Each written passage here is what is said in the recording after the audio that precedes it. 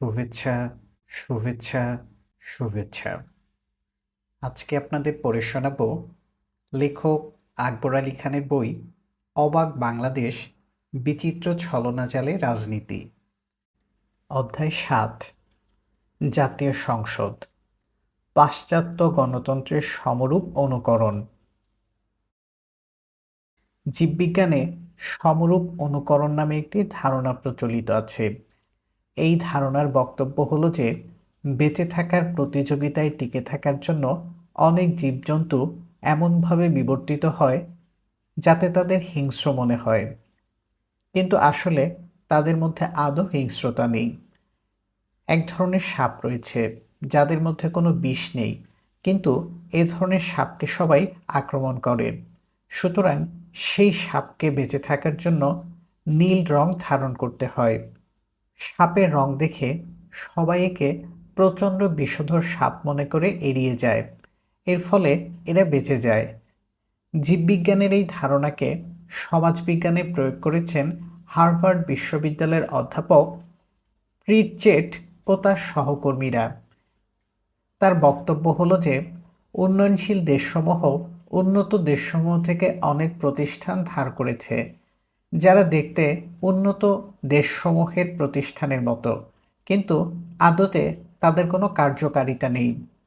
অনেক দেশে পুলিশ বাহিনী রয়েছে যাদের সাজসজ্জা, বন্দুক, অবকাঠামো সবই উন্নত দেশের পুলিশের মতো, অথচ কার্যক্ষেত্রে এরা দুর্বৃত্ত।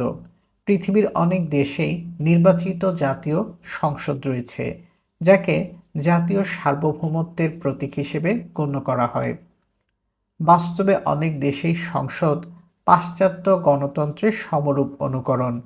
এখানে নির্বাচিত প্রতিনিধি আছেন, সংবিধানে তাদের ক্ষমতা দেওয়া হয়েছে, কিন্তু আসলে এইসব ক্ষমতার কোনোটাই তারা প্রয়োগ করতে পারেন না বা করছেন না। সমাজ জীবনে এইরূপ অনুকরণের ৩টি উল্লেখযোগ্য দিক রয়েছে। ক. প্রাতিষ্ঠানিক কাঠামো এবং কার্যাবলীর সমান্তরাল ভুবন। অনেক সময় মনে করা হয় যে প্রতিষ্ঠানের কার্যাবলী প্রতিষ্ঠানের কাঠামোকে অনুকরণ করে। অনেক ক্ষেত্রেই কার্যাবলী ও কাঠামোর মধ্যে সুস্পষ্ট যোগসূত্র লক্ষ্য করা যায় না। প্রিটজেট ও উইজার যথার্থই লিখেছেন, "It is easier to create an organization that looks like police force with all the de jure forms, organizational charts, ranks, uniforms, buildings, weapons, that it is to create an organization with the de facto function of enforcing the law." খ. ক্ষমতার বেশি দায়িত্ব গ্রহণ। অনেক উন্নয়নশীল রাষ্ট্রে উন্নত দেশসমূহে কার্যরত প্রতিষ্ঠানগুলোর মতো দায়িত্ব গ্রহণের ক্ষমতা নেই, তবু উন্নয়নশীল দেশসমূহের প্রতিষ্ঠানগুলো তাদের ক্ষমতার বেশি দায়িত্ব নেয় এবং তা প্রতিপালনে ব্যর্থ হয়। এর ফলে বাস্তবতা ও আকাঙ্ক্ষার মধ্যে ফারাক তৈরি হয়। গ. অযোগ্যতার ফাঁদ ও প্রাতিষ্ঠানিক ব্যর্থতা। যখন উন্নয়নশীল দেশের কোনো প্রতিষ্ঠানের উন্নত দেশসমূহে কার্যরত প্রতিষ্ঠানগুলোর মতো দায়িত্ব নেয়ার ক্ষমতা নেই, অথচ সেই সব দেশের প্রতিষ্ঠানের সঙ্গে টেক্কা দেওয়ার ইচ্ছা থাকে, তখন বিদেশি প্রতিষ্ঠানের অনুকরণ করে প্রতিষ্ঠানের কাঠামো সৃষ্টি করা হয়, অথচ সে কাঠামোর পক্ষে উক্ত দায়িত্ব পালন করা সম্ভব হয় না। বস্তুত ত্রুটিপূর্ণ পুরনো প্রতিষ্ঠানের চেয়ে নতুন প্রতিষ্ঠান করা সোজা। উন্নত দেশসমূহের অনুকরণে উন্নয়নশীল দেশসমূহে সংসদ প্রতিষ্ঠিত হয়েছে। তাত্ত্বিক দিক থেকে সংসদের 4টি বড় ভূমিকা রয়েছে। প্রথমত, রাষ্ট্রীয় ক্ষমতার বিভাজন, যার মূলে রয়েছে একটি স্বাধীন সংসদ। যদি সংসদ স্বাধীনভাবে কাজ করে তবে ক্ষমতার বিভাজন রক্ষা করা সম্ভব। আর যদি সংসদ নির্বাহী বিভাগের আজ্ঞাবাহী প্রতিষ্ঠান হয়ে দাঁড়ায়, তাহলে নির্বাচিত স্বৈরাচার প্রতিষ্ঠিত হওয়ার আশঙ্কা বেড়ে যায়। দ্বিতীয়ত, সংসদের দায়িত্ব হল সরকারকে নিয়ন্ত্রণ করা। সংসদ হল প্রতিনিধিত্বমূলক গণতন্ত্রের ভিত্তি। যেহেতু প্রাচীন গ্রিসের তুলনায় আধুনিক রাষ্ট্রে জনসংখ্যা বিশাল, সেহেতু এখানে প্রত্যক্ষ গণতন্ত্র প্রতিষ্ঠা করা অত্যন্ত শক্ত। প্রত্যক্ষ গণতন্ত্রের পরিবর্তে এখানে প্রতিনিধিত্বশীল গণতন্ত্র চালু করা হয়েছে। এই ব্যবস্থায় গণপ্রতিনিধিরা প্রতিটি নির্বাচনী এলাকার জনগণের ভোটারদের প্রতিনিধি। তার কাজ হলো সরকার জনগণের আশা আকাঙ্ক্ষা পূরণ করছে কিনা তার তদারক করা। যদি সরকার ব্যর্থ হয় তবে তার দায়িত্ব হলো সে সরকারকে অনাস্থা দিয়ে বিদায় করে দেওয়া। পক্ষান্তরে আজকের অধিকাংশ গণতান্ত্রিক রাষ্ট্রে দেখা যাচ্ছে যে গণপ্রতিনিধিরা দলীয় রাজনীতির শৃঙ্খলে আবদ্ধ। সরকার সম্পর্কে তাদের ব্যক্তিগত মূল্যায়নের কোনো প্রভাব শাসন ব্যবস্থায় প্রতিফলিত হয় না। সরকার থাকবে কিনা সেটা গণপ্রতিনিধিরা নির্ধারণ করেন না, সে বিষয়ে সিদ্ধান্ত নেয় রাজনৈতিক দল। পক্ষান্তরে কে গণপ্রতিনিধি থাকবেন বা থাকবেন না সেটাও নির্ধারণ করে রাজনৈতিক দল। তাই যেসব রাষ্ট্রে নির্বাচিত জনপ্রতিনিধিদের ক্ষমতা অত্যন্ত সংকীর্ণ সেই সব রাষ্ট্রকে সমরূপ অনুকরণ গণ্য করা যেতে পারে। তৃতীয়ত, সংসদের দায়িত্ব হচ্ছে আইন প্রণয়ন ও অনুমোদন। দেশে কোনো নতুন আইন প্রবর্তন করতে হলে সংসদের অনুমোদন লাগে। প্রচলিত আইন বাতিল ও সংশোধনের জন্যও সংসদের অনুমোদন লাগে। আইন প্রণয়নের কাজ সুচারুভাবে সম্পন্ন করতে হলে আইন প্রণয়নের প্রয়োজনীয়তা সম্পর্কে অনুসন্ধান করতে হয়। পৃথিবীর বেশিরভাগ দেশেই আইন প্রণয়ন ও অনুমোদনের এই দায়িত্ব সংসদ পালন করে থাকে। চতুর্থত, সরকারের আয় ও ব্যয় নিয়ন্ত্রণ সংসদের একটি বড় দায়িত্ব। পৃথিবীর অনেক দেশেই সংসদীয় গণতন্ত্রের উদ্ভব হয়েছে জনপ্রতিনিধিদের অনুমোদন ছাড়া কোনো কর নয়। এই দাবি বাস্তবায়নের জন্য পৃথিবীর সব দেশেই সরকারের বাজেট অনুমোদনের ক্ষমতা সংসদের হাতে দেয়া হয়েছে। কিন্তু ব্যক্তিগতভাবে সংসদ সদস্যদের বাজেট অনুমোদন ও বাস্তবায়ন পরিবীক্ষণে কোনো ভূমিকা নেই। এ ধরনের পরিস্থিতিকেও সমরূপ অনুকরণ গণ্য করা যেতে পারে। উন্নত গণতান্ত্রিক দেশে জাতীয় সংসদের দায়িত্ব ও ভূমিকা ক্রমশ বাড়ছে, কিন্তু উন্নয়নশীল দেশসমূহে সংসদের পক্ষে সবসময় চারটি দায়িত্ব পালন করা সম্ভব হয় না। অনেক ক্ষেত্রে কোনো কোনো দায়িত্ব আংশিকভাবে প্রতিপালিত হয়, আবার অনেক ক্ষেত্রে কোনো দায়িত্বই পালন করা হয় না। সংসদ পৃথিবীর প্রায় সব গণতান্ত্রিক রাষ্ট্রেই আছে। নির্বাচিত জাতীয় সংসদ থাকলেই চলবে না, সংসদকে তার দায়িত্ব যথাযথভাবে প্রতিপালন করতে হবে।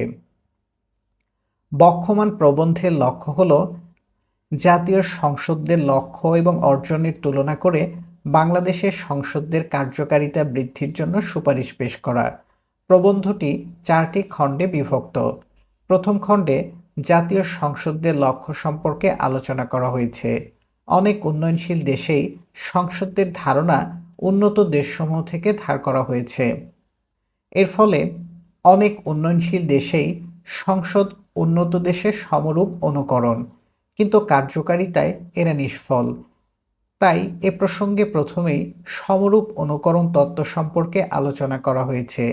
দ্বিতীয় খণ্ডে বাংলাদেশে জাতীয় সংসদ তার লক্ষ্য অর্জনে কতটুকু সফল হয়েছে সে সম্পর্কে মূল্যায়ন করা হয়েছে।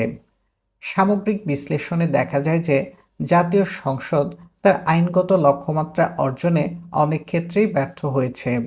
তবে নির্ধারিত দায়িত্ব পালনে ব্যর্থ হলেও সংসদ সদস্যরা তাদের নির্ধারিত দায়িত্বের বাইরেও ক্ষমতা প্রয়োগ করেছেন। এর ফলে সংসদের সাংবিধানিক ভূমিকা এবং বাস্তব ভূমিকার মধ্যে ফারাক দেখা দিয়েছে। তৃতীয় খণ্ডে তাই সংসদ সদস্যরা তাদের মূল দায়িত্বের বাইরে যে কাজ করছেন তার বর্ণনা করা হয়েছে। চতুর্থ খণ্ডে আগের 3টি খণ্ডের বিশ্লেষণের আলোকে সংসদকে আরও কার্যকর ও প্রাণবন্ত করার জন্য কী উদ্যোগ নেওয়া যেতে পারে সে সম্পর্কে আলোচনা করা হয়েছে। বাংলাদেশের সংসদের ভূমিকার মূল্যায়ন। পৃথিবীর প্রায় সব দেশেই বিভিন্ন আকারের সংসদ রয়েছে। সংসদের প্রধানত 4টি দায়িত্ব রয়েছে: নির্বাহী বিভাগের নিয়ন্ত্রণ ও তদারক, আইন প্রণয়ন, বাজেট অনুমোদন ও সরকারের ব্যয় নিয়ন্ত্রণ, জনগণের দাবি দেওয়া পূরণ। নির্বাহী বিভাগের নিয়ন্ত্রণ ও তদারক। নির্বাহী বিভাগের উপর সংসদের নিয়ন্ত্রণ ও তদারকের মাত্রা দেশভেদে ভিন্ন হয়। সংসদদের এ ধরনের ক্ষমতা সবচেয়ে বেশি হয় সংসদীয় গণতন্ত্রে, কিন্তু পৃথিবীর সব দেশে সংসদীয় গণতন্ত্র নেই। সংসদীয় গণতন্ত্রে নির্বাহী বিভাগের প্রধানদের নিয়োগ এবং পরিবর্তনের ক্ষমতা সংসদকে দেয়া হয়ে থাকে। যেমন ধরা যাক, মার্কিন যুক্তরাষ্ট্রে দ্বিকক্ষ বিশিষ্ট সংসদ রয়েছে।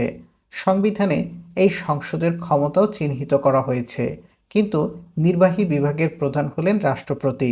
রাষ্ট্রপতিকে নির্বাচনের কোনো ক্ষমতা সংসদকে দেয়া হয়নি। রাষ্ট্রপতিকে অপসারণের ক্ষমতাও সংসদকে দেয়া হয়নি, শুধু অভিশংসনের ক্ষমতা দেওয়া হয়েছে। অপসারণ এবং অভিশংসনের মধ্যে তফাৎ রয়েছে। কেউ যদি যোগ্যতার সঙ্গে তার কাজ পরিচালনা করতে ব্যর্থ হয়, তাহলে তাকে অপসারণ করা যাবে, কিন্তু অভিশংসনের ক্ষমতা অত্যন্ত সীমাবদ্ধ। শুধু শারীরিক অসামর্থ্য, ফৌজদারি অপরাধ ও সংবিধান লঙ্ঘনের দায়ে অভিশংসন করা যেতে পারে, অন্যথায় নয়। কাজেই মার্কিন যুক্তরাষ্ট্রে সংসদ আছে, কিন্তু সংসদীয় সরকার নেই। অন্যদিকে ভারতে নির্বাহী বিভাগের প্রধান হলেন প্রধানমন্ত্রী। প্রধানমন্ত্রীকে সংসদের সংখ্যাগরিষ্ঠ সদস্যদের ভোটে নির্বাচিত হতে হয় এবং সংসদের সংখ্যাগরিষ্ঠতা না থাকলে প্রধানমন্ত্রী তার পদ হারান। সংসদের উপর প্রধানমন্ত্রীর এই নির্ভরশীলতার ফলে প্রধানমন্ত্রীর ক্ষমতা নিরঙ্কুশ নয়। তাকে মন্ত্রী পরিষদের অন্যান্য সদস্য, যারা তার মতো সংসদ সদস্য, তাদের উপর নির্ভর করতে হয়। এই পরিস্থিতিতে সংসদে যে নেতৃত্ব গড়ে ওঠে সেটা ব্যক্তিগত নয়, সেটা গোষ্ঠীভিত্তিক। তাই প্রধানমন্ত্রীকে সংসদের সর্বোচ্চ মর্যাদা দেয়া হলেও তাকে সমকক্ষদের নেতা বা প্রাইমাস ইন্টার প্যারেস বলা হয়ে থাকে। বিলাতে এই সংসদীয় গণতন্ত্র ব্যবস্থা গড়ে ওঠে, কিন্তু পরবর্তীকালে রাষ্ট্রের ক্ষমতা অনেক বেড়ে যায়। এ ক্ষমতা প্রয়োগের জন্য প্রধানমন্ত্রীর ক্ষমতাও অনেক বেড়ে যায়। এর ফলে প্রধানমন্ত্রী শুধু সমকক্ষদের নেতাই থাকেন না, তার ক্ষমতার পরিধি অনেক বেড়ে যায়। উপরন্তু নির্বাচনের সময় ভোটাররা শুধু সংসদ সদস্যই নির্বাচিত করেন না, কে প্রধানমন্ত্রী হবেন সে বিষয়েও তারা আগ্রহী। কাজেই সংসদ সদস্যদের দ্বারা প্রধানমন্ত্রী নির্বাচন একটি আনুষ্ঠানিকতা মাত্র। ভোটের আগে রাজনৈতিক দলকে প্রধানমন্ত্রী পদে তাদের মনোনীত প্রার্থীকে তুলে ধরতে হয়। এর ফলে পৃথিবীর সর্বত্র সংসদীয় গণতন্ত্রে অবক্ষয় দেখা দিয়েছে। যদিও সংসদ সদস্যরা প্রধানমন্ত্রীকে নির্বাচন করেন ও অপসারণ করার ক্ষমতা রাখেন, তবু বাস্তবে এ ক্ষমতা অনেকাংশে জনগণের কাছে চলে গেছে। এর ফলে প্রধানমন্ত্রীর পদ শক্তিশালী হয়েছে। তবু বেশিরভাগ সংসদীয় গণতন্ত্রের দেশে প্রধানমন্ত্রীকে দলের সংসদ সদস্যকে সন্তুষ্ট রাখতে হয়। কিন্তু সম্প্রতি এই ব্যবস্থাতেও একটি চির ধরেছে। সংসদ সদস্যরা যদিও দলের মনোনয়ন নিয়ে নির্বাচিত হন, তবু পূর্বে তাদের দলের ক্রীড়নক হিসেবে গণ্য করা হতো না। এর ফলে সংসদ সদস্যরা সংসদ হিসেবে ভোট দেওয়ার ক্ষেত্রে তাদের বিবেকের কাছে দায়ী থাকতেন। তাদের জন্য দলের আজ্ঞা সর্বত্র প্রতিপালন করার কোনো বাধ্যবাধকতা ছিল না। এই ব্যবস্থায় অনেক উন্নয়নশীল দেশে অপব্যবহৃত হয়। সংসদ সদস্যরা নগদ টাকা অথবা অন্য কোনো সুযোগ সুবিধার লোভে সরকার পরিবর্তনের জন্য তাদের ভোট বিক্রি করা শুরু করেন। সাবেক পূর্ব পাকিস্তানে শুধু ভোট বিক্রি হয়নি, সংসদ সদস্যরা সরকার পরিবর্তনের জন্য গুন্ডামি করে সংসদ ভবনে স্পিকার শাহেদ আলীকে হত্যা করেন। এর ফলে সংসদ সদস্যদের অধিকার খর্ব করার প্রশ্ন ওঠে। সেই স্পিকার হত্যার ঘটনাকে স্মরণ রেখে বাংলাদেশে সংবিধানের ৭০ অনুচ্ছেদে নিম্নলিখিত বিধান করা হয়। ৭০(১) কোনো নির্বাচনে কোনো রাজনৈতিক দলের প্রার্থীরূপে মনোনীত হইয়া কোনো ব্যক্তি সংসদ সদস্য নির্বাচিত হইলে তিনি যদি উক্ত দল হইতে পদত্যাগ করেন অথবা সংসদে উক্ত দলের বিপক্ষে ভোটদান করেন, তাহা হইলে সংসদে তাহার আসন শূন্য হইবে। ব্যাখ্যা: যদি কোনো সংসদ সদস্য যে দল তাহাকে নির্বাচনে প্রার্থীরূপে মনোনীত করিয়াছিলেন সেই দলের নির্দেশ অমান্য করিয়া সংসদে উপস্থিত থাকিয়া ভোটদানে বিরত থাকেন অথবা সংসদের কোনো বৈঠকে অনুপস্থিত থাকেন, তাহা হইলে তিনি উক্ত দলের বিপক্ষে ভোটদান করিয়াছেন বলিয়া গণ্য হইবেন। যদি কোনো সময় কোনো রাজনৈতিক দলের সংসদীয় দলের নেতৃত্ব সম্পর্কে কোনো প্রশ্ন ওঠে, তা হইলে সংসদে সেই দলের সংখ্যাগরিষ্ঠ সদস্যদের নেতৃত্বের দাবিদার কোনো সদস্য কর্তৃক লিখিতভাবে অবহিত হইবার 7 দিনের মধ্যে স্পিকার সংসদের কার্যপ্রণালী বিধি অনুযায়ী উক্ত দলের সকল সদস্যদের সভা আহ্বান করিয়া বিভক্তি ভোটের মাধ্যমে সংখ্যাগরিষ্ঠ ভোটের দ্বারা উক্ত দলের সংসদীয় নেতৃত্ব নির্ধারণ করিবেন এবং সংসদে ভোটদানের ব্যাপারে অনুরূপ নির্ধারিত নেতৃত্বের নির্দেশ যদি কোনো সদস্য অমান্য করেন, তাহা হইলে তিনি এক দফার অধীন উক্ত দলের বিপক্ষে ভোটদান করিয়াছেন বলিয়া গণ্য হইবেন এবং সংসদে তাহার আসন শূন্য হইবে। যদি কোনো ব্যক্তি দলীয় প্রার্থীরূপে সংসদ সদস্য নির্বাচিত হইবার পর কোনো রাজনৈতিক দলে যোগদান করেন, তাহা হইলে তিনি এই অনুচ্ছেদের উদ্দেশ্য সাধনকল্পে উক্ত দলের মনোনীত প্রার্থীরূপে সংসদ সদস্য নির্বাচিত হইয়াছেন বলিয়া গণ্য হইবে। সংবিধানের 70 অনুচ্ছেদের এই বিধান সংসদীয় গণতন্ত্রের পরিপন্থী। সংসদীয় গণতন্ত্রের সব ক্ষমতা নির্বাচিত প্রতিনিধিদের হাতে দেওয়া হয়ে থাকে। সংবিধানের 70 অনুচ্ছেদে সংসদ সদস্যদের ক্ষমতা খর্ব করে সে ক্ষমতা রাজনৈতিক দলের হাতে দেওয়া হয়েছে। যদি দলের কর্মকাণ্ডে কোনো সদস্য অসন্তুষ্ট হন, তাহলে তার দল থেকে পদত্যাগ করার স্বাধীনতা আছে। এই বিধান অনুসারে দল থেকে পদত্যাগ করলে তিনি সংসদ সদস্যের পদ হারাবেন। শুধু দল থেকে পদত্যাগ নয়, দলের বিপক্ষে কোনো ক্ষেত্রে ভোট দেওয়ার অধিকারও তার নেই। এমনকি সংসদে অনুপস্থিত থাকলে অথবা উপস্থিত থেকে ভোটদানে বিরত থাকলে তাকেও বিপক্ষে ভোট হিসেবে গণ্য করা হবে। 1991 সালে সংবিধান সংশোধন করে সংসদীয় দলের নেতৃত্ব নিয়ে কোনো প্রশ্ন উঠলে কীভাবে তা নির্ধারণ করা হবে তার ব্যাখ্যা দেওয়া হয়েছে। উপরন্তু নির্দলীয়ভাবে নির্বাচিত প্রার্থীরা সংসদ নির্বাচিত হওয়ার পর কোনো রাজনৈতিক দলে যোগ দিলে তাদেরকেও দলীয় মনোনয়নে নির্বাচিত সদস্যদের যেভাবে আচরণ করতে হয় একই রকম আচরণ করার নির্দেশ দেওয়া হয়েছে। এর দ্বারা সংসদ সদস্যদের রাজনৈতিক দলের ক্রীড়নকে পরিণত করা হয়েছে। তাদের পক্ষে সরকারকে নিয়ন্ত্রণ করা সম্ভব নয়। পক্ষান্তরে সরকারকে সংসদীয় দলের মাধ্যমে সংসদ সদস্যদের নিয়ন্ত্রণ করার ক্ষমতা দেওয়া হয়েছে। এই ব্যবস্থা প্রবর্তন করার ফলে বাংলাদেশের সংসদ আছে ঠিকই, কিন্তু সংসদীয় সরকার কতটা আছে সে সম্পর্কে সন্দেহ রয়েছে। এই পরিস্থিতিতে নির্বাহী বিভাগের হাতে সব কর্তৃত্ব কেন্দ্রীভূত হয়েছে এবং সংসদের কার্যকারিতা বহুলাংশে হ্রাস পেয়েছে। পৃথিবীর বেশিরভাগ সংসদীয় গণতন্ত্রে 70 ধারার মতো বিধান নেই।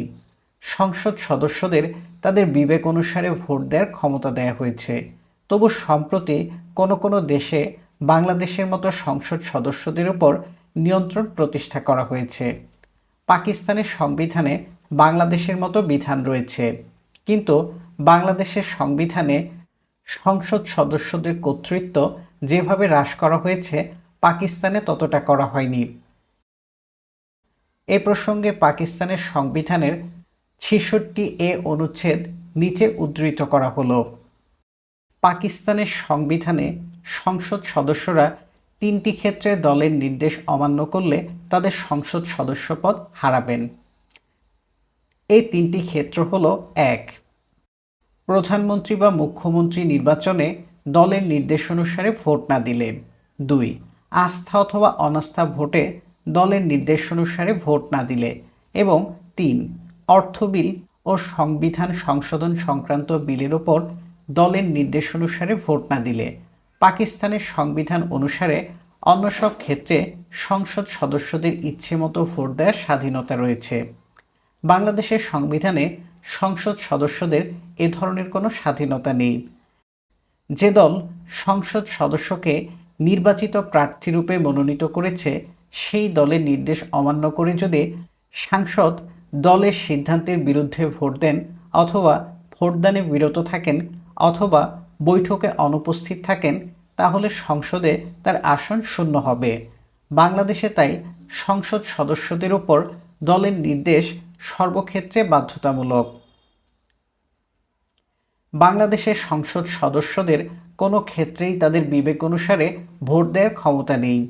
এজন্যই সম্প্রতি সংসদ সদস্যদের সুপ্রিম কোর্টের বিচারপতিদের অভিশংসনের ক্ষমতা দিয়ে যে সংবিধান সংশোধন করা হয়েছে তার আইনগত মর্যাদা নেই বলে বাংলাদেশ হাইকোর্ট একটি রায় দিয়েছেন।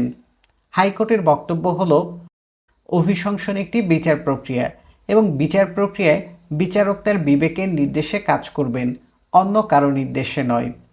বাংলাদেশ সংবিধান অনুসারে সাংসদেরা দলের নির্দেশে কাজ করতে বাধ্য। কাজেই এই বিচারকদের অভিশংসনের দায়িত্ব সংসদ সদস্যদের পক্ষে পালন করা সম্ভব নয়। যদিও বিষয়টি নিয়ে সরকার সুপ্রিম কোর্টে আপিল করেছে, তবু হাইকোর্টের রায়ে বাংলাদেশের সংসদীয় ব্যবস্থার একটি বড় দুর্বলতা চিহ্নিত হয়েছে। সংসদ সদস্যদের পক্ষে আইনগতভাবে সরকারকে নিয়ন্ত্রণ করা সম্ভব নয়। সংসদ সদস্যদের নিয়ন্ত্রণ করে তাদের দল।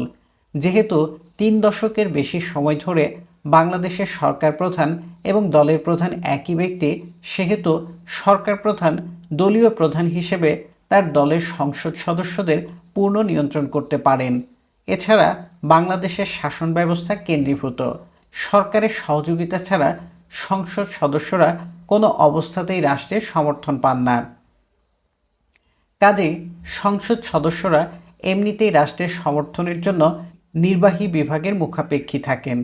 তারপর দলের নিয়ন্ত্রণ নির্বাহী বিভাগের কুক্ষিগত থাকাতে বস্তুত সংসদ সদস্যদের সরকারের উপর কোনো নিয়ন্ত্রণ নেই। সংসদ সদস্যদের দ্বিতীয় দায়িত্ব হল আইন প্রণয়ন করা। সংবিধান অনুসারে সংসদ সদস্যরা দেশের আইন প্রণয়ন করেন এবং সেই উদ্দেশ্যে সব বিল সরকার কর্তৃক সংসদে উপস্থাপিত হয়। কিন্তু সেসব আইন প্রণয়নে সংসদ সদস্যরা কতটা অবদান রাখতে পারেন সে সম্পর্কে সন্দেহের অবকাশ রয়েছে। সারণী 7.1-এ দশম জাতীয় সংসদের বিভিন্ন কার্যক্রমে সংসদ সদস্যদের ব্যয়িত মোট সময়ের শতকরা হার দেখা যাবে। সারণী 7.1 সংসদ সদস্যদের বিভিন্ন কার্যক্রমে ব্যয়িত মোট সময়ের শতকরা হার। প্রশ্নোত্তর পর্ব। শতকরা হার 17%, জনগুরুত্বপূর্ণ নোটিশ 13%, আইন প্রণয়ন বাজেট ব্যতীত 6%, বাজেট আলোচনা 36%, রাষ্ট্রপতির ভাষণের উপর আলোচনা 16%, অনির্ধারিত আলোচনা 6%, অন্যান্য 6%। সারণী 7.1 থেকে দেখা যাচ্ছে দশম জাতীয় সংসদে সদস্যরা তাদের মোট সময়ের মাত্র 6% সময় বাজেট ব্যতীত অন্যান্য আইন আলোচনায় ও প্রণয়নে ব্যয় করেছেন। এখন এই আইন যেহেতু সংসদীয় কমিটিতে পরীক্ষা করার পর জাতীয় সংসদে আলোচিত হয়, সেহেতু আইন সংক্রান্ত আলোচনা জাতীয় সংসদে কমে যাওয়ার যুক্তিসঙ্গত কারণ রয়েছে। তবুও আইন প্রণয়নের জন্য মাত্র 6% সময় প্রদান থেকে একথা স্পষ্ট হয়ে ওঠে যে আইন প্রণয়নের ক্ষেত্রে সংসদদের ভূমিকা কম। এমন নজিরও রয়েছে যেখানে সংবিধান সংশোধনের মতো গুরুত্বপূর্ণ বিষয় প্রায় বিনা আলোচনাতেই পাশ হয়ে গেছে। এর একটি বড় কারণ হলো বেশিরভাগ সংসদেই বিরোধী দল সংসদীয় কার্যক্রমে অংশ নেয় না।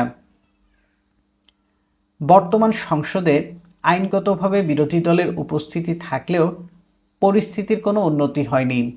এর একটি বড় কারণ হলো বাংলাদেশে সংসদ সদস্যদের অধিকাংশই ব্যবসায়ী। বেশিরভাগ ব্যবসায়ীর আইন প্রণয়নে দক্ষতা থাকে না এবং এই বিষয়ে তাদের আগ্রহ অনেক কম।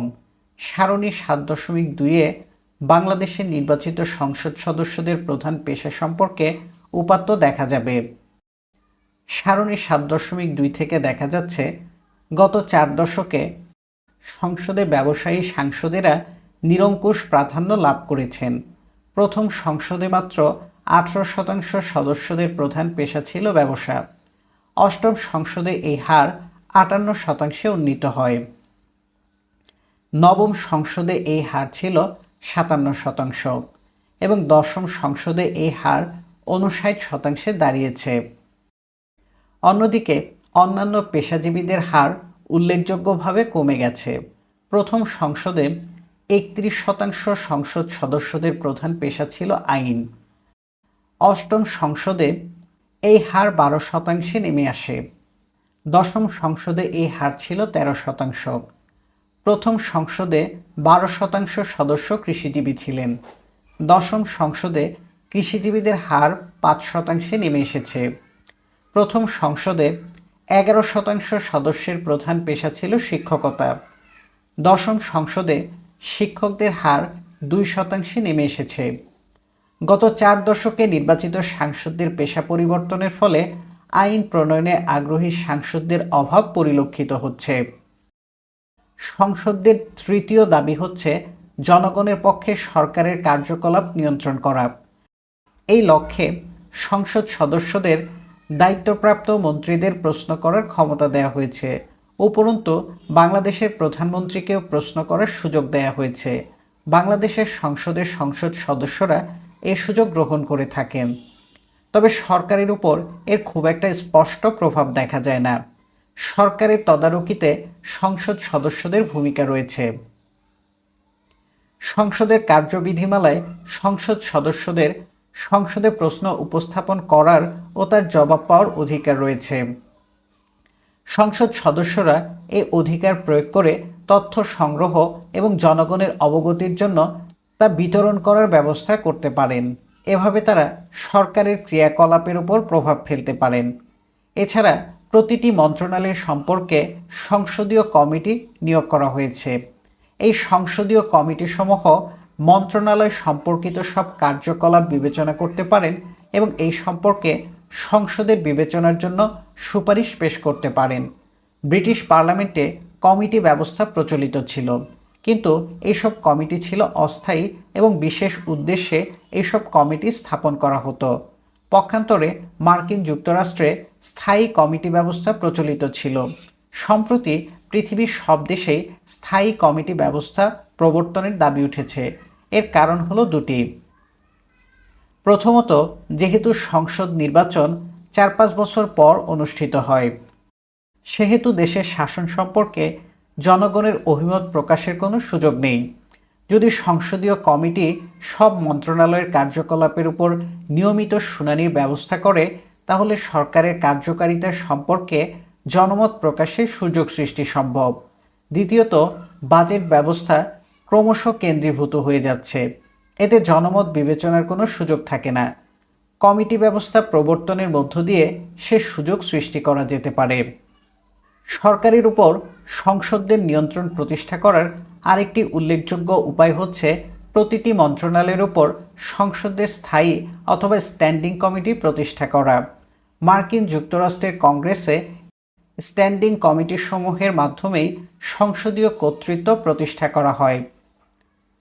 প্রেসিডেন্ট উইড্রো উইলসন তাই বলেছেন, "It is not far from the truth to say that Congress is session is Congress on public exhibition, while Congress in its committee room is Congress at work."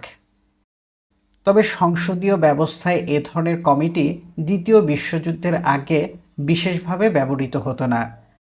British পার্লামেন্টে বেশিরভাগ ক্ষেত্রেই বিশেষ উদ্দেশ্যে অস্থায়ী committee স্থাপন করা হতো। স্থায়ী কমিটির রেওয়াজ সংসদীয় গণতন্ত্রে ছিল না। মার্কিন যুক্তরাষ্ট্রে স্থায়ী কমিটিগুলোর সাফল্যের ফলে এখন সংসদীয় গণতন্ত্রেও স্থায়ী কমিটি প্রতিষ্ঠিত হচ্ছে। বাংলাদেশে দীর্ঘদিন ধরে নিম্নলিখিত স্থায়ী কমিটিগুলো ছিল: 1. Business advisory committee. 2. Committee on private members bill and resolutions. 3. Committee on petitions. 4. Committee on estimates. 5. Committee on public library committee. Committee on public undertaking. 6. Committee on government assurances. 7. House committee. 8. Library committee. 9. Standing committee on rules of procedure. কিন্তু প্রতিটি মন্ত্রণালয়ের কার্যকলাপের তদারক করার জন্য স্থায়ী committee ছিল না। তবে সব মন্ত্রণালয়ের স্ট্যান্ডিং কমিটি বা স্থায়ী কমিটি প্রতিষ্ঠার জন্য সিভিল সমাজ থেকে দাবি উত্থাপিত হয় এবং দাতাদের পক্ষ থেকেও এ দাবিকে সমর্থন করা হয়। এর ফলে চতুর্থ সংসদ থেকে প্রতিটি মন্ত্রণালয়ের জন্য একটি করে কমিটি স্থাপন করা হয়। সারণী ৭.৩-এ বিভিন্ন সংসদে কমিটির সংখ্যা দেখা যাবে। ১৯৯১ সালে নির্বাচিত পঞ্চম সংসদ থেকে বাংলাদেশের সংসদে প্রতিটি মন্ত্রণালয় সম্পর্কে গঠিত স্থায়ী কমিটি এবং অন্য কমিটিসমূহ কাজ করছে। বিধি অনুসারে প্রতিটি স্ট্যান্ডিং কমিটির মাসে কমপক্ষে একটি সভা অনুষ্ঠান করতে হবে। সারণী ৭.৪-এ সপ্তম থেকে নবম সংসদ পর্যন্ত স্থায়ী কমিটিসমূহের কয়টি সভা অনুষ্ঠিত হয়েছে সে সম্পর্কে উপাত্ত দেয়া হলো। সারণী ৭.৪ থেকে দেখা যাচ্ছে বেশিরভাগ স্থায়ী কমিটি বছরে কমপক্ষে ১২টি সভা অনুষ্ঠানে ব্যর্থ হয়েছে। বস্তুত নবম সংসদে ও সপ্তম সংসদে ১৭.১% স্থায়ী কমিটির গড়ে বছরে ১২টি বা তার বেশি সভা অনুষ্ঠিত হয়। অষ্টম সংসদে এই হার ১১.১% নেমে আসে এবং নবম সংসদে এই হার ছিল ১২.৫%। অবশ্য গড়ে ৯ থেকে ১১টি সভা অনুষ্ঠিত হয়। এ ধরনের স্থায়ী কমিটির হার সম্প্রতি বেড়েছে। পঞ্চম সংসদে এই ধরনের স্থায়ী কমিটির হার ছিল ১৭.১%। নবম সংসদে এই হার ৪০% উন্নীত হয়েছে। তবু সামগ্রিক বিবেচনায় দেখা যাচ্ছে যে কমিটির সভা অনুষ্ঠানে সদস্যদের খুব একটা আগ্রহ নেই। নবম সংসদে প্রায় ৪৭.৫% স্থায়ী কমিটিতে ৪ থেকে ৫টির কম সভা অনুষ্ঠিত হয়েছে। বিদেশি দাতাদের খুশি করার জন্য সংসদে প্রতিটি মন্ত্রণালয়ের জন্য স্থায়ী কমিটি গঠন করা হয়েছে। কোনো কোনো ক্ষেত্রে বিরোধী দল থেকেও কমিটির সভাপতি মনোনয়ন দেয়া হয় এবং মন্ত্রী ছাড়া অন্য সংসদ সদস্যদের সংসদীয় কমিটির চেয়ারম্যান পদে নিয়োগ দেয়া হয়। ২০১১ সালে পরিচালিত একটি মূল্যায়নে স্থায়ী কমিটির নিম্নলিখিত দুর্বলতাগুলো প্রকাশ পায়। স্বার্থের সংঘাত। গণমাধ্যমে এমন প্রচুর অভিযোগ করা হয়েছে যে যেখানে সংসদ সদস্যদের স্বার্থের হানি ঘটে সেখানেই তারা শুনানির উদ্যোগ নেন। এতে জনগণ অনেক ক্ষেত্রেই উপকৃত হচ্ছে না। আইন প্রণয়নের কাজে সংসদ সদস্যদের অনীহা। ২০১১ সালে দেখা যায় যে নির্বাচিত সংসদ প্রথম ২০ মাসে ১১৩টি বিল পাশ করে। এর মধ্যে ৪০টি বিল ৫ মিনিটেরও কম সময়ে পাশ হয়ে যায়। অবশ্যই একটি বড় কারণ ছিল সংসদে বিরোধী দলের সদস্যদের অনুপস্থিতি। স্থায়ী কমিটিগুলোর অর্জনে ব্যর্থতা। স্থায়ী কমিটিতে অনেক শুনানি হয় কিন্তু সুস্পষ্ট সুপারিশ আসে না। অষ্টম সংসদে কমিটি অন এস্টিমেটসের সব সভায় মিলে ১২০টি সিদ্ধান্ত গৃহীত হয়। এর মধ্যে ৭৩টি সিদ্ধান্তে বিভিন্ন প্রতিষ্ঠানের কাছে প্রতিবেদন চাওয়া হয়। ১৯টিতে কমিটি নিজস্ব কার্যকলাপ সম্পর্কে সিদ্ধান্ত নেয়।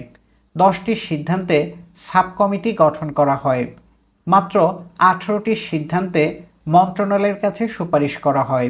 এই 18টি সুপারিশের মধ্যে 11টি সুপারিশে মন্ত্রণালয়কে প্রশাসনিক ব্যবস্থা নেওয়ার জন্য অনুরোধ করা হয়, যথা অর্থ ছাড় করা বা পদ সৃষ্টি করা।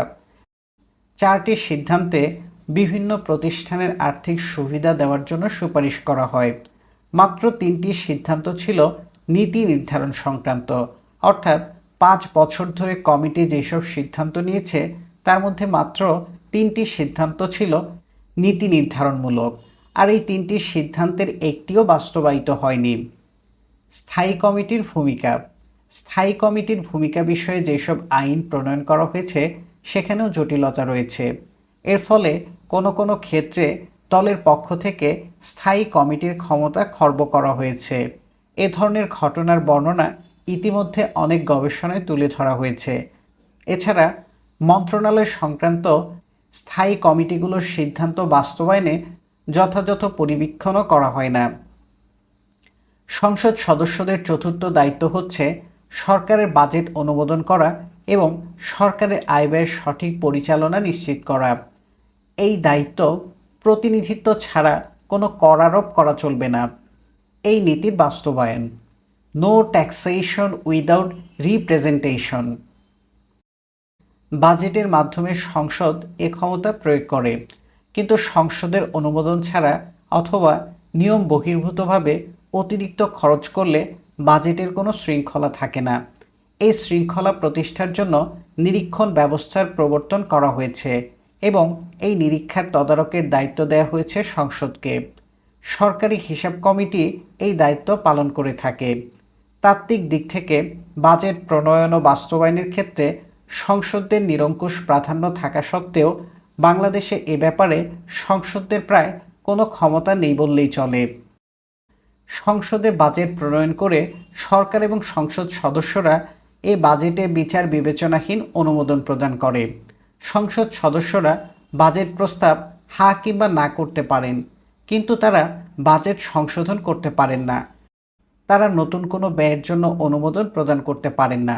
প্রকৃতপক্ষে ক্ষমতাসীন দলের সদস্যরা তাদের দল কর্তৃক প্রস্তাবিত বাজেটে না বলতে পারেন না। যদি প্রস্তাবিত বাজেটের বিরুদ্ধে না ভোট দেন তাহলে তাদের সংসদ সদস্যপদ হারাবেন। 1996 থেকে 2006 সাল পর্যন্ত বাংলাদেশে বাজেট আলোচনার উপর একটি সমীক্ষা করা হয়েছে। এই সমীক্ষা থেকে নিম্নলিখিত তথ্যগুলো বেরিয়ে এসেছে। 1. বাজেট আলোচনার জন্য সংসদ সদস্যদের যে সময় দেওয়া হয়ে থাকে তা অত্যন্ত অপ্রতুল। সারণী 7.5-এ 1997 থেকে 2007 সাল পর্যন্ত সময়কালে বাংলাদেশের বাজেট আলোচনার জন্য সর্বোচ্চ সময় দেখা যাবে।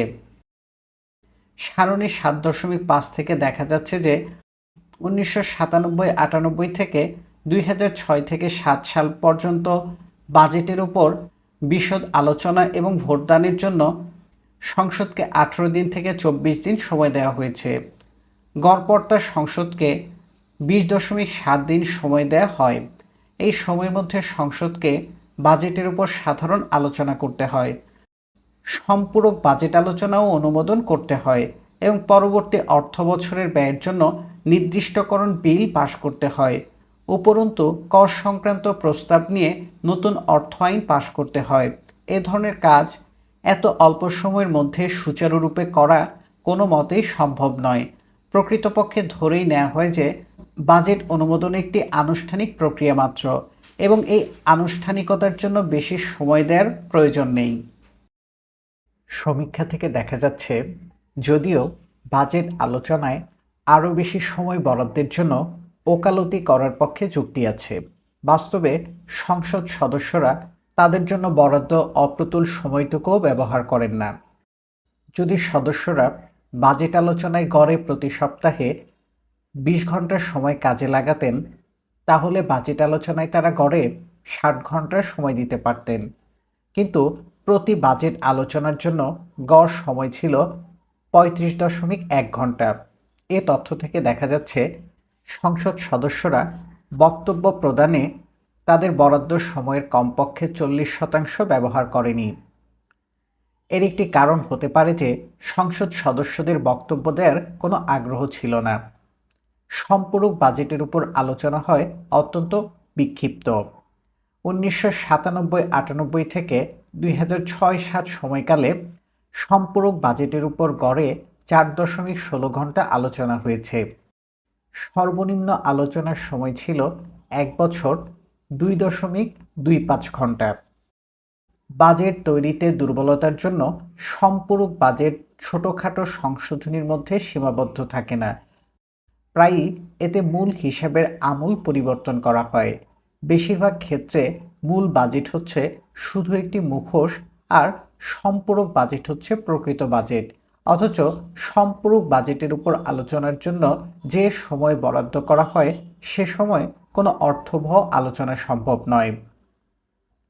পৃথিবীর অন্যান্য সংসদীয় গণতন্ত্রে বাজেটের অর্থবহ আলোচনার জন্য দুটি ব্যবস্থা নেওয়া হয়। প্রথমত, সংসদের সব বিভাগ ও মন্ত্রণালয়ের উপর যেসব স্ট্যান্ডিং কমিটি বা স্থায়ী কমিটি রয়েছে সেখানে বাজেট আলোচনা করা হয়। বাংলাদেশের সংসদের কার্যপ্রণালী বিধি অনুসারে সংসদের বাইরে কোনো স্ট্যান্ডিং কমিটিতে বাজেট সম্পর্কে আলোচনা নিষিদ্ধ করা হয়েছে।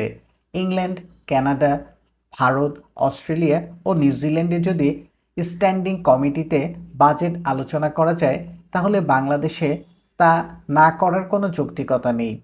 দ্বিতীয়ত, সংসদ সদস্যদের বাজেট আলোচনার জন্য যথেষ্ট সময় দেওয়া হয় না। বাংলাদেশে সংসদ সদস্যরা চাইলে এ সময় দেয়া মোটেও কষ্টকর হবে না। শুধু যে বাজেট প্রণয়নের উপর সংসদ সদস্যদের নিয়ন্ত্রণ নেই তা নয়, সরকারের খরচের ওপরও সংসদ সদস্যদের নিয়ন্ত্রণ ক্ষীণ। বেশিরভাগ সময়ই নির্বাচিত সংসদ না থাকায় বাংলাদেশের সরকারি হিসাব কমিটি কাজ করেনি। দ্বিতীয়ত, মানধাতার আমলের নিরীক্ষা প্রতিবেদনের ফলে এইসব প্রতিবেদনের নিষ্পত্তিও সহজসাধ্য নয়। এর ফলে সরকারি হিসাব কমিটিতে অনিষ্পত্তিকৃত আপত্তি ও অনিয়মিত ব্যয় বিরাট আকার ধারণ করেছে। 2016 সালের 23 জুন অর্থমন্ত্রী আবুল মাল আব্দুল মুহিত জাতীয় সংসদকে এক প্রশ্নের উত্তরে জানান, তিনি সরকারি প্রতিষ্ঠানের অনিষ্পন্ন নিরীক্ষার আপত্তির সঙ্গে বিভিন্ন সরকারি প্রতিষ্ঠানের অনিষ্পন্ন নিরীক্ষা আপত্তির সঙ্গে জড়িত অর্থের পরিমাণ 7,78,739 কোটি 85 লাখ টাকা। এই অঙ্ক 2014-15 অর্থবছরে মোট স্কুল জাতীয় উৎপাদনের প্রায় 49%। সরকারি প্রতিষ্ঠানসমূহের অনিষ্পন্ন নিরীক্ষার আপত্তির সংখ্যা 8,79,022। সংসদের কার্যকারিতার একটি বড় শর্ত হল সংসদে বিরোধী দলের অংশগ্রহণ। বিরোধী দলের সাংবিধানিক দায়িত্ব হল সরকারের দোষ ত্রুটি ও ব্যর্থতা সংসদের সামনে উপস্থাপন করা। যদি বিরোধী দল সংসদে অনুপস্থিত থাকে, তাহলে সংসদে বিতর্কের মান অনেক নেমে যায়। বাংলাদেশের সংসদের বাইরে এবং ভেতরে সংঘাতের রাজনীতি চলছে। এর ফলে সংসদ অধিবেশনে যখন বিরোধী দল উপস্থিত থাকে, তখন সরকারি দল ও বিরোধী দল অসাংবিধানিক ভাষায় একে অপরকে আক্রমণ করে। এর ফলে সংসদের বিতর্ক অনেক ক্ষেত্রে অর্থহীন হয়ে দাঁড়ায়। যখন সরকারি দল সংসদে বিরোধী দলের কণ্ঠ রোধ করতে চায়, তখন বিরোধী দল সংসদ বর্জন করে। এ অবস্থায় সংসদের সরকারি দল বিরোধী দলকে একতরফা আক্রমণ করে। তাই বিরোধী দল সংসদে উপস্থিত থাকুক আর নাই থাকুক, সংসদে জাতীয় সমস্যা নিয়ে খুব অল্প আলোচনা হয়। বেশিরভাগ আলোচনার বিষয় হলো প্রতিপক্ষকে রাজনৈতিকভাবে আক্রমণ করা। সারণী 7.7-এ কয়েকটি সংসদে প্রধান বিরোধী দলের সংসদ বর্জনের শতকরা হার দেখা যাবে। সারণী 7.7 কয়েকটি সংসদে প্রধান বিরোধী দলের সংসদ বর্জনের হার। পঞ্চম সংসদ বর্জনের হার 33.75%। সপ্তম সংসদ 42.67%। অষ্টম সংসদ 59.79%। নবম সংসদ 81.81%। সারণী 7.7 থেকে দেখা যাচ্ছে প্রধান বিরোধী দলের সংসদ বর্জনের হার ক্রমেই বেড়ে চলেছে। অষ্টম সংসদে প্রধান বিরোধী দল প্রায় 82% অধিবেশনে অংশ নেয়নি। পঞ্চম সংসদে এই হার ছিল প্রায় 34%। সাংবিধানিকভাবে একটি সংসদ কার্যকর করার জন্য যেসব উপাদানের প্রয়োজন, তার অধিকাংশই বাংলাদেশে উপস্থিত। উপরন্তু পৃথিবীর অন্যান্য দেশে সংসদসমূহ যেই ধরনের কাজ করে, বাংলাদেশের সংসদেও সে ধরনের কাজ পরিচালিত হচ্ছে। কিন্তু তবু সংসদ সত্যিকার অর্থে কতটুকু কার্যকর সে সম্পর্কে প্রশ্নের অবকাশ রয়েছে। সংসদ হলো রাষ্ট্রীয় ক্ষমতা বিভাজনের জন্য একটি অত্যাবশ্যক শর্ত। নির্বাহী বিভাগ, বিচার বিভাগ ও সংসদ রাষ্ট্রের 3টি স্তর, এরা কেউ কারো নিচে নয়। বাংলাদেশের সংসদ এই নীতি কতটুকু সমুন্নত রাখতে পেরেছে সে সম্বন্ধে প্রশ্ন রয়েছে। বিগত 4 দশকের অভিজ্ঞতা পর্যালোচনা করলে দেখা যায় সংসদের ক্ষমতা ক্রমশ হ্রাস পেয়েছে। সংবিধানের 70 অনুচ্ছেদের বলে সংসদ সদস্যদের রাষ্ট্রের নির্বাহী বিভাগের কর্তৃত্বে আনা হয়েছে। দেশের বাজেট প্রণয়নে সংসদ সদস্যদের কোনো দৃশ্যমান ভূমিকা নেই। বাংলাদেশের বাজেট নির্বাহী বিভাগ প্রণয়ন করে, নির্বাহী বিভাগ বাস্তবায়ন করে এবং কার্যত এর অনুমোদনও করে। কেননা সংসদ সদস্যদের বাজেটের বিষয়ে কোনো ভূমিকা নেই। আইন প্রণয়নের ক্ষেত্রেও সংসদের ভূমিকা অত্যন্ত সীমিত। অভিজ্ঞতা থেকে দেখা গেছে যে প্রায় বিনা বিতর্কে সংবিধান সংশোধনের মতো প্রস্তাবসমূহ সংসদে পাশ করা হয়েছে। স্থায়ী কমিটিগুলো এখন পর্যন্ত সরকারের কার্যকলাপ তদারকিতে কোনো উল্লেখযোগ্য ভূমিকা রাখতে পারেনি। সামগ্রিক বিবেচনায় মনে হয় যে বাংলাদেশের সংসদ একটি সমরূপ অনুকরণ। দেখতে অন্য দেশের সংসদের মতো হলেও ভেতরের দিক থেকে এরা এক নয়। সংসদ সদস্যদের সংবিধানের অতিরিক্ত কার্যক্রমের সম্প্রসারণ। বাংলাদেশের সংসদ সদস্যদের আইনগত ক্ষমতার সংকোচন ঘটেছে। বাস্তবে বাংলাদেশের সংসদ নির্বাহী বিভাগের কর্তৃত্বাধীন। তবে সংসদ সদস্যদের এতে কোনো ক্ষতি হয়নি। সংসদের ভেতরে তাদের ক্ষমতা হ্রাস পেলেও সংসদের বাইরে তাদের ক্ষমতা অনেক বাড়ানো হয়েছে। প্রথমত, সংসদ সদস্যরা স্থানীয় নির্বাচনী এলাকায় নির্বাহী বিভাগের প্রধান প্রতিনিধির দায়িত্ব গ্রহণ করে থাকেন। সরকারি কর্মকর্তা কর্মচারীদের কার্যকলাপ তদারকের পরোক্ষ ক্ষমতা সব দেশের সংসদেরই আছে, কিন্তু এই ক্ষমতা প্রয়োগ করা হয় সরকারের মাধ্যমে, প্রত্যক্ষভাবে নয়। কিন্তু বাংলাদেশে যারা সরকার দলীয় সংসদ সদস্য থাকেন তাদের সঙ্গে সরকার পরিচালকদের নিবিড় সম্পর্ক থাকে। এই সম্পর্কের ভিত্তিতে তারা কেন্দ্রীয় সরকারের সব কর্মকর্তা কর্মচারীর উপর হম্বিতম্বি করেন। তাদের নির্দেশ অনুসারে সরকারি কর্মকর্তা কর্মচারীদের কাজ করতে বাধ্য করেন। যেসব সরকারি কর্মচারীর মধ্যে আনুগত্যের ঘাটতি দেখা দেয় তাদের বদলি করার ব্যবস্থা করেন। যারা তাদের প্রতি অনুগত তাদের যাতে বদলি না হয় সে ব্যবস্থাও নিশ্চিত করেন। সরকারি পদে নিয়োগ থেকে ঠিকাদারি সব কাজেই তাদের অনেকেই হস্তক্ষেপ করেন। নির্বাহী বিভাগের কার্যকলাপে তাদের এই প্রত্যক্ষ অংশগ্রহণ সংবিধানের মূলনীতির পরিপন্থী। কিন্তু বেশিরভাগ সাংসদই এ ধরনের ক্ষমতা সরাসরি প্রয়োগ করতে পছন্দ করেন। দ্বিতীয়ত, তৃণমূল পর্যায়ে স্থানীয় সরকারসমূহের স্বাধীন প্রতিষ্ঠান হিসেবে কাজ করার কথা, কিন্তু সংসদ সদস্যরা স্বাধীন স্থানীয় সরকারকে ভয় করেন। তাই তারা স্থানীয় সরকারের ওপর নিরঙ্কুশ প্রাধান্য বিস্তার করতে চান। উপজেলা পরিষদ আইনে তাদের উপজেলা পরিষদের পরামর্শক হিসেবে ঘোষণা করা হয়েছে। তারা জেলা পরিষদেরও উপদেষ্টা। বিধান করা হয়েছে যে স্থানীয় সাংসদদের সব পরামর্শ উপজেলা পরিষদকে অবশ্যই বাস্তবায়ন করতে হবে। ইউনিয়ন পরিষদ এবং পৌরসভার ব্যাপারেও তারা হস্তক্ষেপ করেন। এদের সম্পদ বন্টনের ক্ষেত্রেও তাদের ভূমিকা রয়েছে। এর ফলে তারা স্থানীয় সরকারকে কুক্ষিগত করে ফেলেছেন। তৃতীয়ত, সংসদ সদস্যরা কোনো কোনো ক্ষেত্রে তাদের পদ থেকে আর্থিক সুবিধা হাসিল করছেন। সংসদ সদস্যকে শুল্কমুক্ত গাড়ি আমদানির সুযোগ দেওয়া হয়েছে। সংঘর্ষের রাজনীতির ফলে সংসদ সদস্যরা প্রায় কোনো ব্যাপারেই একমত নন, কিন্তু গাড়ির শুল্ক মওকুফের পক্ষে সব দলই একমত। এই সুবিধা দিতে হলে সেটি দেওয়া উচিত আইনের মাধ্যমে। দুর্ভাগ্যবশত শুল্কমুক্তির সুবিধা কোনো আইনের মাধ্যমে সৃষ্টি করা হয়নি। এই সুবিধা সৃষ্টি করা হয়েছে নির্বাহী আদেশের বলে। সংসদ সদস্যদের এ ধরনের সুবিধা দেওয়া নৈতিক দিক থেকে কতটুকু যুক্তিযুক্ত সে সম্বন্ধে প্রশ্ন রয়েছে।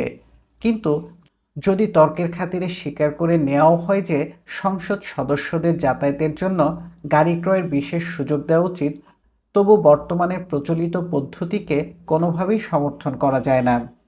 বর্তমানে সংসদ সদস্যরা যে কোনো মূল্যের গাড়ি শুল্ক ছাড়া আমদানি করতে পারেন।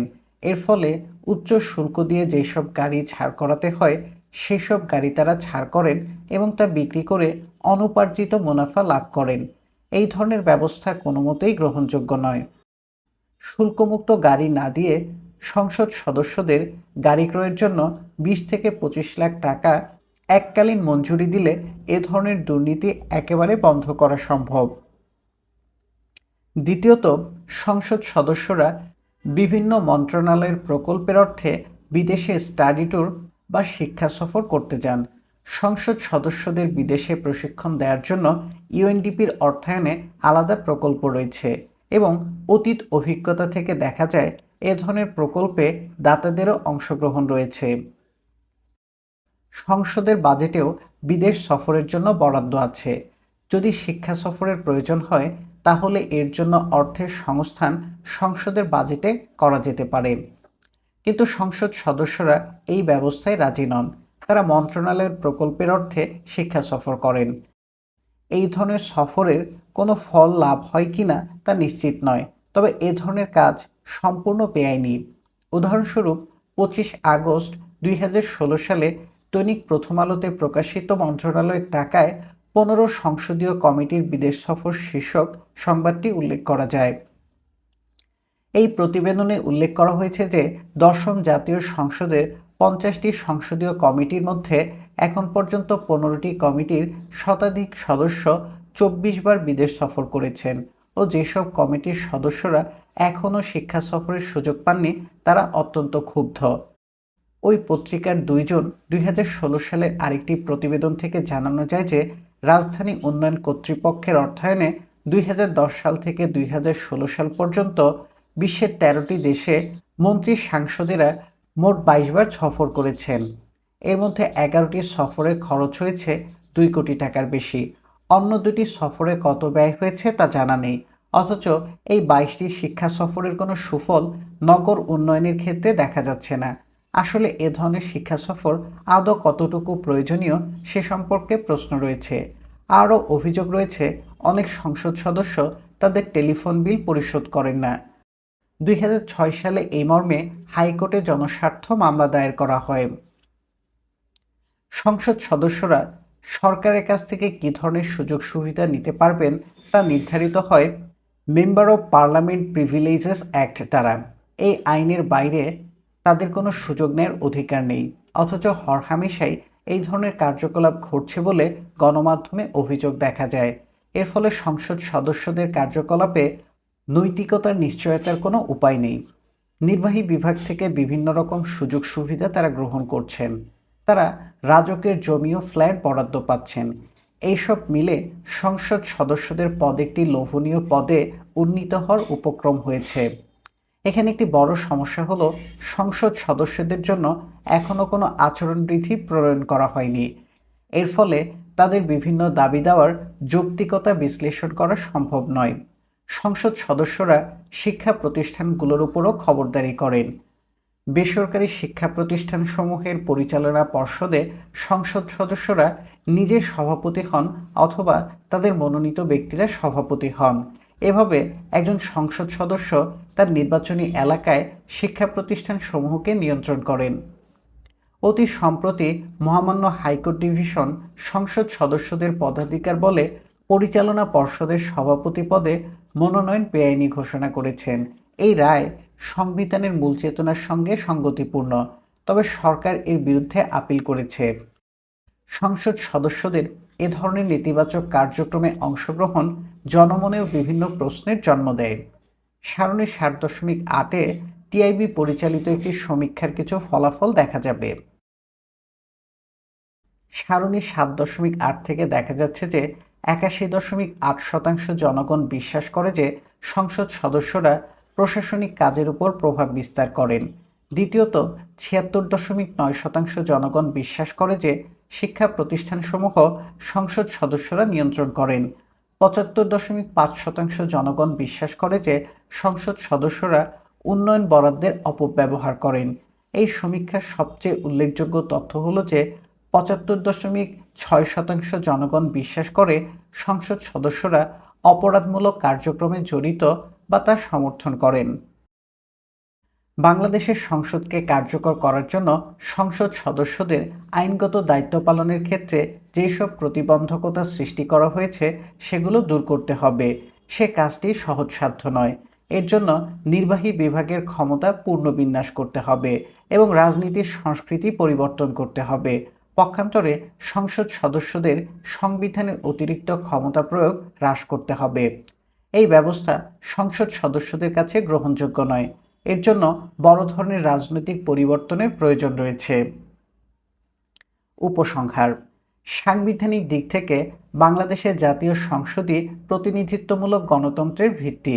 সংসদই আইন প্রণয়ন করে, সংসদই বাজেট অনুমোদন করে এবং সংসদের আস্থা নিয়েই নির্বাহী বিভাগ পরিচালিত হয়।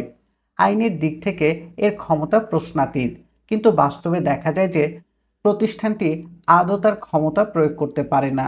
পাশ্চাত্যের গণতন্ত্রের অনুকরণে বাংলাদেশের সংসদ প্রতিষ্ঠিত হয়েছে ঠিকই, কিন্তু এই ক্ষমতা সংসদের পক্ষে প্রয়োগ করা সম্ভব হচ্ছে না। এ ধরনের অনুকরণকেই সমরূপ অনুকরণ বলা হয়ে থাকে। সমরূপ অনুকরণ অনেক ক্ষেত্রে রূপকথার ঘুমন্ত পুরীর মতো, যেখানে রাজা আছেন, রানী আছেন, রাজপুত্র রাজকন্যা আছেন, আমির ওমরারা আছেন, অভিজাত নিম্নবর্ণের লোকেরা আছেন, হাতিশালে হাতি আছে, ঘোড়াশালে ঘোড়া। একটি সভ্য সমাজে যা যা দরকার সবই ঘুমন্ত পুরীতে আছে, কিন্তু সমস্যা শুধু একটাই, তারা ঘুমিয়ে আছে, তারা কোনো কাজে আসতে পারছে না। বাংলাদেশের সংসদকেও অনেক ক্ষেত্রে মনে হয় ঘুমন্ত পুরীর মতো। কিভাবে ঘুমন্ত সংসদকে জাগানো যেতে পারে? অবশ্যই একটি ব্যবস্থা হতে পারে আইন কানুনের সংশোধন। বাংলাদেশের আইন পাশ্চাত্যের অনুকরণে রচিত হলেও এখানে কোনো কোনো ক্ষেত্রে ব্যতিক্রম করা হয়েছে। এই ব্যতিক্রমসমূহ সংসদের কার্যক্ষমতাকে হ্রাস করেছে। এ প্রসঙ্গে নিম্নলিখিত ব্যবস্থাগুলো গ্রহণ করার প্রয়োজন রয়েছে। সংসদ সদস্যদের নির্বাহী বিভাগের কাছে জবাবদিহি থেকে মুক্তি। বাংলাদেশে নির্বাহী বিভাগ ততক্ষণই ক্ষমতায় থাকতে পারে যতক্ষণ সংসদে তাদের সংখ্যাগরিষ্ঠতা আছে। পক্ষান্তরে সংসদ সদস্যরা যারা কোনো দলের থেকে নির্বাচিত হন, তারা যতক্ষণ দলের প্রতি অনুগত থাকবেন ততক্ষণ তাদের সদস্যপদ অক্ষুণ্ণ থাকবে। যখনই তিনি দলের বিরুদ্ধে যাবেন তখনই তার সংসদ সদস্যপদ চলে যাবে। এভাবে সংসদ সদস্যদের দলের প্রতি অনুগত রাখার ব্যবস্থা নেওয়া হয়েছে। এই ব্যবস্থার ফলে নির্বাহী বিভাগের উপর সংসদের ক্ষমতা কার্যত বাতিল করা হয়েছে। এই অবস্থা থেকে মুক্তির জন্য ৭০ অনুচ্ছেদের অবলুপ্তি প্রয়োজন। সংসদের একটি বড় কাজ হলো বাজেট অনুমোদন। প্রকৃতপক্ষে বাংলাদেশে বাজেট তৈরি করে নির্বাহী বিভাগ এবং বাজেটের অনুমোদনও করে নির্বাহী বিভাগ। এতে সংসদ সদস্যদের ভূমিকা বাস্তবে অত্যন্ত সংকীর্ণ। এই ব্যবস্থা অবসানের জন্য নিম্নলিখিত ব্যবস্থাগুলো গ্রহণ করা যেতে পারে। ১. বাজেটের উপর আলোচনার সময়কাল কমপক্ষে ৬ সপ্তাহ করা উচিত। প্রয়োজন হলে এই সময়সীমা আরও বাড়ানো যেতে পারে এবং বর্তমান সংবিধান অনুসারে ৩ মাসের খসড়া বাজেট অন্তর্বর্তী ভোটে অনুমোদন করে অর্থবছর শেষ হওয়ার পরও বাজেট আলোচনা অব্যাহত রাখা যেতে পারে। ২. অর্থমন্ত্রীর কাছ থেকে অর্থ মন্ত্রণালয়ের স্থায়ী কমিটিতে বাজেটের অবয়ব এবং বিষয়বস্তু নির্দেশের ক্ষমতা হস্তান্তরের জন্য সাংসদদের কার্যপ্রণালী বিধির ১১১(২) বিধিটি সংশোধিত হওয়া উচিত। ৩. বর্তমানে পৃথিবীর অনেক দেশেই কর প্রস্তাবসমূহকে গোপনীয় বিবেচনা করা হয় না। কর প্রস্তাবসমূহ নিয়ে বাজেট পেশ হওয়ার অনেক আগে সংসদে আলাপ আলোচনা করা হয়। বাংলাদেশে অনুরূপ বিধি প্রচলন করা যেতে পারে। ৪. বর্তমানে সংসদের কার্যপ্রণালী বিধিতে বিধান রাখা হয়েছে যে সংশ্লিষ্ট মন্ত্রণালয়ের স্ট্যান্ডিং কমিটিগুলো মঞ্জুরি দাবির উপর কোনো গণশুনানি করতে পারবে না। এ ব্যাপারে দোহাই দেওয়া হয় যে এর ফলে বাজেট প্রক্রিয়া অনুমোদন বিলম্বিত হবে।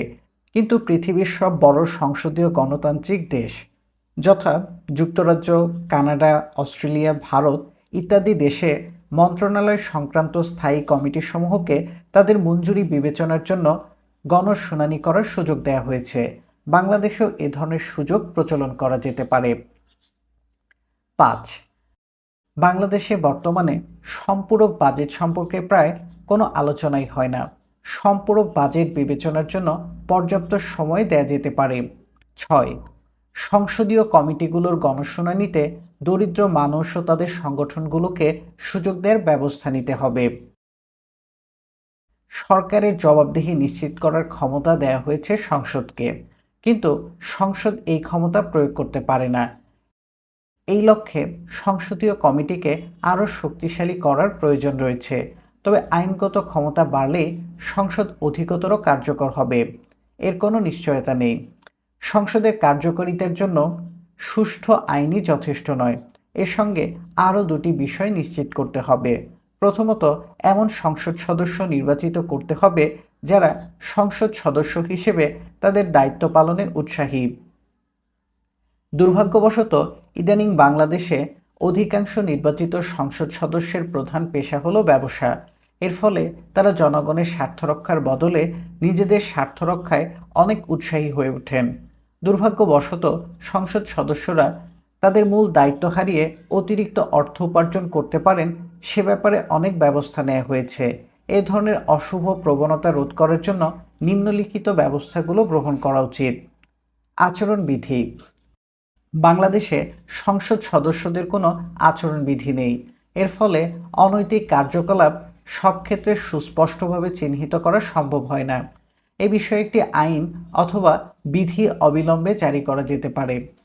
অনুপার্জিত মুনাফা বন্ধ করা। বর্তমানে সংসদ সদস্যদের অনুপার্জিত মুনাফা অর্জনের বিভিন্ন সুযোগ সৃষ্টি করা হয়েছে। সংসদ সদস্যদের গাড়ি আমদানিতে শুল্ক মওকুফ করার সুযোগ দেওয়া হয়েছে। এ ধরনের আচরণ বৈষম্যমূলক এবং শুল্ক মওকুফের সুবিধা অনুপার্জিত মুনাফা অর্জনে সহায়ক। যদি গাড়ির জন্য সংসদ সদস্যদের সুবিধা দিতে হয়, তাহলে তাদের আমদানিকৃত গাড়ির শুল্ক মাফ না করে গাড়ি ক্রয় করার জন্য ন্যায়সঙ্গত অর্থ বরাদ্দ করা যেতে পারে। এ ধরনের বরাদ্দ এর সুবিধার অপব্যবহার হ্রাস করতে পারে। এছাড়া বর্তমানে সংসদ সদস্যরা নির্বাহী বিভাগের অর্থে বিদেশ সফরের জন্য যেই ধরনের স্টাডি ট্যুরের ব্যবস্থা করেন তা অবিলম্বে বন্ধ করে দেওয়া উচিত। আচরণবিধি এবং সদস্যদের প্রিভিলেজেস অ্যাক্ট এমনভাবে প্রণয়ন করা উচিত যাতে সংসদ সদস্যরা অনুপার্জিত মুনাফা অর্জন না করতে পারেন। আইন প্রণয়নের ক্ষেত্রে সংসদ সদস্যদের স্বার্থের সংঘাত হ্রাস করার জন্য উদ্যোগ নিতে হবে। তবে শুধু আইন করে এ কাজ করা যাবে না। এই লক্ষ্য অর্জন করতে হলে সরকারি সংস্থাগুলোকেও এক্ষেত্রে কার্যকর থাকতে হবে। বর্তমানে সংসদ সদস্যরা তাদের দায়িত্বের বাইরে অন্য কাজে বেশি ব্যস্ত থাকেন বলে অভিযোগ পাওয়া গেছে।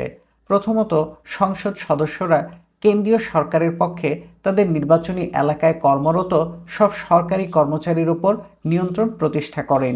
এই নিয়ন্ত্রণ প্রয়োগ করে তারা কোনো কোনো ক্ষেত্রে তাদের ভোটারদের সন্তুষ্ট করেন, আবার কোনো কোনো ক্ষেত্রে এই প্রভাব বিক্রি করে অনুপার্জিত মুনাফা অর্জন করেন।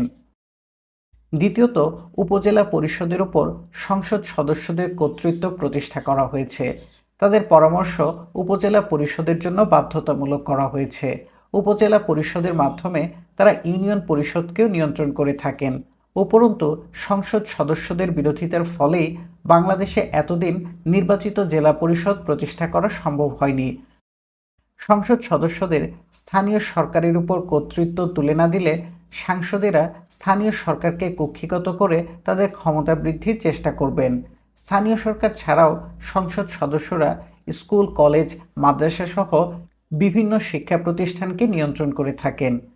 এইসব প্রতিষ্ঠানের সভাপতি হন সাধারণত সংসদ সদস্যরা, এবং যদি কোনো সংসদ সদস্য সভাপতি না হন তাহলে তিনি সভাপতি পদে মনোনয়ন দিয়ে থাকেন।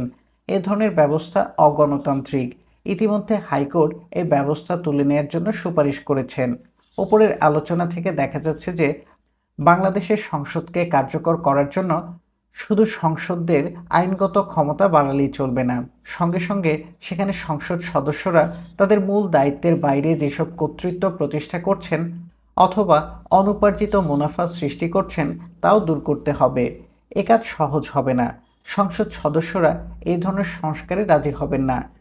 সরকারও সংসদ সদস্যদের ক্ষমতা বাড়াতে রাজি হবেন বলে মনে হয় না। এ ধরনের সমস্যার সমাধানের জন্য প্রয়োজন দীর্ঘস্থায়ী গণতান্ত্রিক আন্দোলন।